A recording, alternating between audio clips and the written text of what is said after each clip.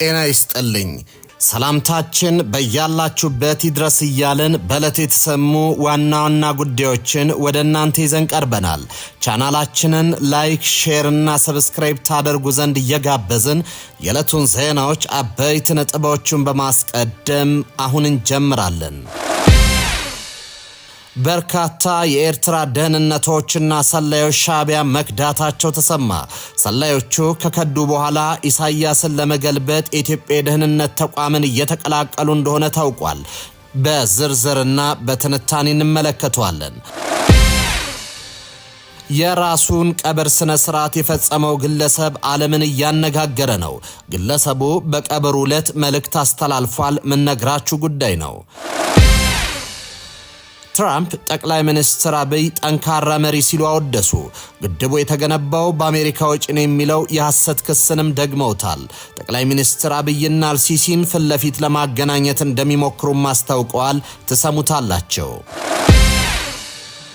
ከኦሮሚያ አስደንጋጭ ወንጀል ድርጊት ተሰምቷል። ያፈቀርኩትን ሰው አልወደዳችሁልኝም በሚል ልጆቿ ላይ ጥቃት ያደረሰችው እናት ጉዳይ አስደንጋጭ ሆኗል። ፍርድም ተላልፎባታል።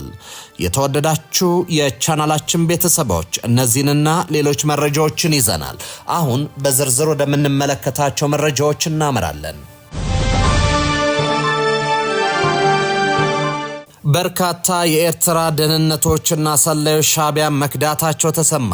ሰላዮቹ ከከዱ በኋላ ኢሳያስን ለመገልበጥ የኢትዮጵያን የደህንነት ተቋም እየተቀላቀሉ እንደሆነ ታውቋል። ሻዕቢያ በቁሙ እየፈረሰ ነው።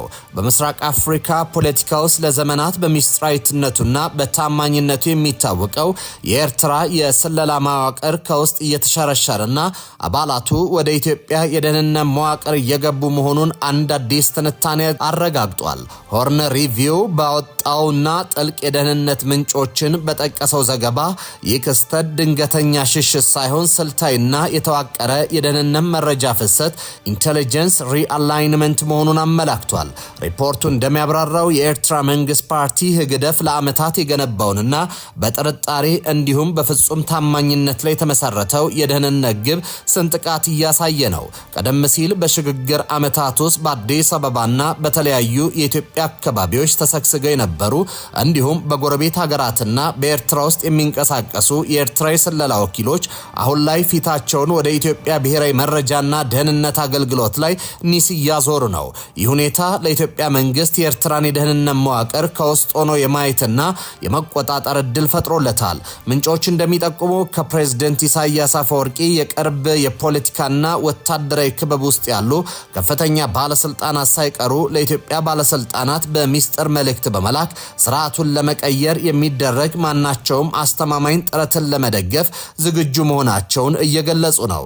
እነዚህ ባለስልጣናት የፕሬዝደንቱን ከስልጣን መውረድ ሀገሪቱን ለማዳን የቀረ ብቸኛ አማራጭ አድርገው እንደሚመለከቱትም ተጠቁሟል። ምንም እንኳ ኢትዮጵያ ይህንን የመረጃ የበላይነትና የውስጥ ዘልቆ መግባት አቅም ብትይዝም እስካሁን ድረስ ፕሬዝደንት ኢሳያስ ከስልጣን ለማውረድ ያነጣጠረ ቀጥተኛ እርምጃ ከመውሰድ ተቆጥባለች። ሪፖርቱ እንደሚያትተው ኢትዮጵያ ይህን እርምጃ ያልወሰደችው በአካባቢው ሊፈጠር የሚችለውን ከቁጥጥር ውጭ የሆነ ቀውስ በመስጋትና የቀጥታ ጣልቃ ገብነት የሚያስከፍለውን ጂኦፖለቲካዊ ዋጋ በመፍራት ነው። ለኢትዮጵያ የኤርትራ የደህንነት መኮንኖችን መቀበል ማለት የሰው ኃይል ማግኘት ብቻ አይደለም የሚለው ዘገባ ይህ ማለት የአስመራን የስለላ ጥበብ ኢላማ የመለየት ስልት፣ የክትትል መረብና የውስጥ ደህንነት ዶክትሪን ሙሉ በሙሉ በእጅ እንደማስገባት ይቆጠራል። የኤርትራ ትልቁ መሳሪያ የነበረው ሚስጥራዊነት አሁን ወደ ጉዳትነት ተቀይሯል። ኢትዮዴስክ የተመለከተው ሪፖርቱ እንዳመለከተው ይህ ጉዳይ በሚስጥር በተያዘ ቁጥር በኤርትራ መንግስት ላይ የሚፈጥረው የስነ ልቦና ጫና የከፋ ይሆናል። እያንዳንዱ ታማኝ ተብሎ የሚታሰብ ባለስልጣን ድርብ ወኪል ደብል ኤጀንት ተደርጎ እንዲጠረጠር ያደርጋል። ታማኝነት ሲሸረሸርና የውስጥ መተማመን ሲጠፋ የመንግስቱ ጥንካሬ ወደ ቲያትርነት ይቀየራል። ሪፖርቱ ሲደመድምም የአፍሪካ ቀንድ አሁን የገባበትን ምዕራፍ በንግግርና በአዋጅ የሚካሄድ ጦርነት ሳይሆን በሚስጥር ኮሪደሮች ውስጥ ታማኝነት ሲፈርስ፣ መረጃዎች ሲሾልኩና መንግስታት በይፋ ከመናገራቸው በፊት ቁጥጥር ሲያጡ የሚታይበት የስለላ ጦርነት ምዕራፍ ነው ብሏል። ኢትዮጵያ ይህን የመረጃ የበላይነት እንደ ጦር ሜዳ ትጠቀምበታለች ወይስ እንደ መደራደሪያ መሳሪያ የሚለው የጊዜ ጉዳይ ነው። የራሱን የቀብር ስነ ስርዓት የፈጸመው ግለሰብ ዓለምን እያነጋገረ ነው። ግለሰቡ በቀብሩ ዕለት መልእክት አስተላልፏል። በብራዚል ኩሪቲባ ከተማ የሚኖር አንድ ግለሰብ የጓዶቹንና የዘመዶቹን ታማኝነት ለመፈተን ሲል የራሱን የሐሰት ሞት አውጆ የቀብር ስነ ስርዓት ማከናወኑ መነጋገሪያ ሆኗል። ባልታዘር ሊሞስ የተባለው የ60 ዓመት ግለሰብ በማህበራዊ ሚዲያ ገጹ ላይ ለሕክምና ሆስፒታል መግባቱን የሚገልጽ ፎቶግራፍ ከለጠፈ ከጥቂት ቀናት በኋላ ከዚህ ዓለም በሞት ተለይቷል የሚል የሐሰት ዜና አሰራጭቷል። የቀብር ስነ ስርዓቱ በሚፈጸምበት ቤተክርስቲያን የተገኙ ወዳጅ ዘመዶቹ በከፍተኛ ሐዘን ላይ ያሉ የሟች ድምጽ በድንገት በድምጽ ማጉያ ተሰማ። በመቀጠልም ባልታዛር በድንገት ከቤተክርስቲያኑ በስተጀርባ ብቅ በማለት ታዳሚውን በድንጋጤ አቁሟል። ግለሰቡ ለድርጊቱ በሰጠው ምላሽ ባለፉት 2 ዓመታት በመቶዎች የሚቆጠሩ የቀብር ስነ ስርዓቶችን መርቻለሁ። እኔ ስሞት እነማን እንደሚመጡና በእርግጥም የሚወዱኝ ሰዎች እነማን እንደሆኑ በአይኔ ማየት ፈልጌ ነው ብሏል። ድርጊቱ በቤተሰቦቹና በዓለም አቀፍ መገናኛ ብዙሃን ዘንድ ጭካኔ የተሞላበት ቀልድ በሚል ከፍተኛ ትችት እየቀረበበት ነው። ትራምፕ ጠቅላይ ሚኒስትር አብይን ጠንካራ መሪ ሲሉ አወደሱ። ግድቡ የተገነባው በአሜሪካ ወጪ ነው የሚለው የሐሰት ክስንም ደግመውታል። ጠቅላይ ሚኒስትር አብይና አልሲሲን ፊት ለፊት ለማገናኘት እንደሚሞክሩም አስታውቋል። የአሜሪካው ፕሬዝዳንት ዶናልድ ትራምፕ ጠቅላይ ሚኒስትር አብይ አህመድና የግብፁ ፕሬዝዳንት አብዱልፈታህ አልሲሲ ማገናኘት እንደሚፈልጉም ተናግሯል። ትራምፕ ሁለቱም መሪዎች ማገናኘት የሚፈልጉት በታላቁ ህዳሴ ግድብ ምክንያት በኢትዮጵያና በግብፅ መካከል የተፈጠረው ውዝግብ የሚፈታ ስምምነት ለማበጀት እንደሆነ ገልጿል። ፕሬዝዳንቱ ይህን ያሉት በስዊዘርላንድ ዳቮስ በመካሄድ ላይ በሚገኘው የዓለም ኢኮኖሚ ፎረም ጎን ለጎን ከግብፅ አቻቸው ጋር ተገናኝተው በተወያዩበት ወቅት ነው። በዚህ ስብሰባ ላይ በሁለቱ ፕሬዝዳንቶች ውይይት ላይ የአሜሪካ የውጭ ጉዳይ ሚኒስትር ማርኮ ሩቢዮና የግብፅ አቻቸው በድር አብድላቲን ጨምሮ ሌሎች ከፍተኛ ባለስልጣናት ተገኝተዋል። ትራምፕ ውይይቱን ሲጀምሩ ከግብፅ ጋር በጣም ጥሩ ግንኙነት አለን፣ ፕሬዝዳንቱ ደውለው አንዳች ነገር ይጠይቃሉ፣ ሁልጊዜም መፍትሄ እናገኝለታለን ሲሉ ተደምጧል። አልሲሲ በፊናቸው ትራምፕ ወደ ዋይት ሃውስ ከተመለሱ ወዲህ በስኬቶች የተሞላ ዓመት እንዳሳለፉ ጠቅሶ አሞግሷቸዋል። የግብፁ ፕሬዝዳንት በአረብኛ ቋንቋ ባሰሙት ንግግር እርሳቸው ባሉበት የዓለም ክፍል እጅግ ከባድ ያሉትን የጋዛ ጉዳይ አንስቷል። በዚህ ጉዳይ ፕሬዝዳንት ትራምፕ አስመዝግበውታል ላሉ ስኬትም እንኳን ደስ አለው ብሏቸዋል። ዶናልድ ትራምፕም ባይሆን ኖሮ በጋዛ ከስምምነት አይደረስም ነበር ያሉት አልሲሲ ለጉዳዩ ትኩረት መስጠታቸውን እንዲቀጥሉ ጠይቀዋል። በእስራኤልና በሐማስ መካከል ሲደረግ የነበረው ውጊያ በተኩስ አቁም ስምምነት ከቆመ ወዲህ ሁለተኛው ምዕራፍ ተግባራዊ ሊሆን እንደሚገባ የግብፁ ፕሬዝዳንት በዚህ ንግግራቸው አሳስበዋል። ሁለተኛው ምዕራፍ ስኬታማ እንዲሆን በእኛ በኩል የምንችለውን ሁሉ ለማቅረብ ዝግጁ ነን ሲሉም ቃል ገብቷል። አልሲሲ የስምምነቱን አተገባበርና የጋዛን የወደፊት ጠፈንታ በበላይነት ለመምራት ትራምፕ እያቋቋሙት በሚገኘው የሰላም ቦርድ አባል እንዲሆኑ በመጋበዛቸው ደስታቸውን ገልጿል። የሰላም ቦርድ አባል በመሆናችን ደስተኛንን፣ በእኛ የዓለም ክፍልና በዓለም ዙሪያ ሰላም ለማምጣት የሚደረገውን እያንዳንዱን ጥረት እንደግፋለን ሲሉ አልሲሲ በአስተርጓሚያቸው በኩል ለትራምፕ በጉዳዩ ላይ ያላቸውን አቋም አሳውቀዋል። የግብፁ ፕሬዝዳንት የህልውና ጉዳይ ያሉትን የናይል ወንዝና የታላቁ ህዳሴ ግድብን በተመለከተ ትራምፕ ለሀገራቸው የሚያደርጉትን ድጋፍ አመስግነዋል። በትራምፕ የመጀመሪያ የስልጣን ዘመን በግድቡ ጉዳይ ላይ ያለውን አለመግባባት ለመፍታትም ከፍተኛ ጥረት ተደርጎ እንደነበር ያስታወሱት አልሲሲ በወቅቱ ተዘጋጅቶ የነበረው ስምምነት እንዲፈረም የአሜሪካው ፕሬዝዳንት ሁሉን ነገር ማድረጋቸውን ጠቅሷል። ፕሬዝዳንት ትራምፕ በምላሻቸው የታላቁ ህዳሴ ግድብ ጉዳይ ቅድሚያ ሰጥተው ተናግሯል። ትራምፕ በዚህ ንግግራቸው የህዳሴ ግድብ ከዓለም ግዙፍ ግድቦች አንዱ እንደሆነ ጠቅሰው የግንባታ ወጪውን የሸፈነችው ሀገራቸው እንደሆነች ተናግረዋል።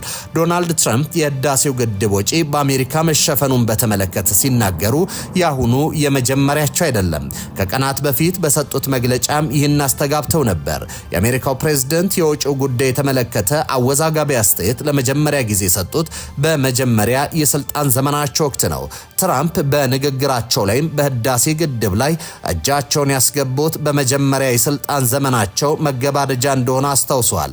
ለስምምነት ተቃርበን ነበር፣ ይሁንና በተጭበረበረ ምርጫ ስልጣን ለቀቁ በማለት በእርሳቸው አረዳድ ድርድሩ ሳይቋጭ የቀረበበትን ምክንያት አስረድቷል። ትራምፕ ወደ ስልጣን ሲመለሱ ግድቡ በጣም አደገኛ ጉዳይ ሆኖ እንዳገኙ ገልጸው ወደ ነበረበት መመለስ ይችል እንደሆነ አያለው ሲሉም ተደምጧል።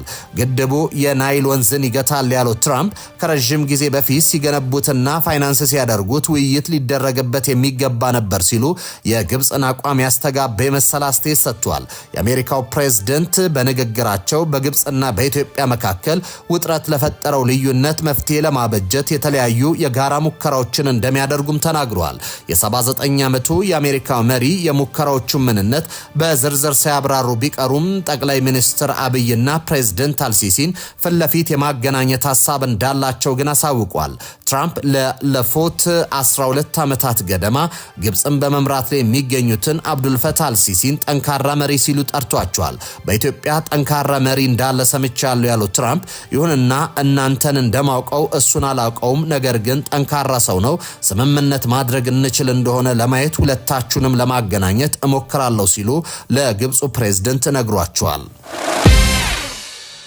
ከኦሮሚያ አስደንጋጭ ወንጀል ድርጊት ተሰምቷል። ያፈቀራችሁትን ሰው አልወደዳችሁልኝም በሚል ልጆቿ ላይ ጥቃት ያደረሰችው እናት ጉዳይ አስደንጋጭ ሆኗል። ፍርድም ተላልፎባታል። ልዕልቲ አበበ የ37 ዓመት ወጣትና የሁለት ልጆች እናት ስትሆን ነዋሪነቷ በምስራቅ ባሌ ዞን ጊኒር ከተማ አጋምሳ ቀበሌ ውስጥ ነው።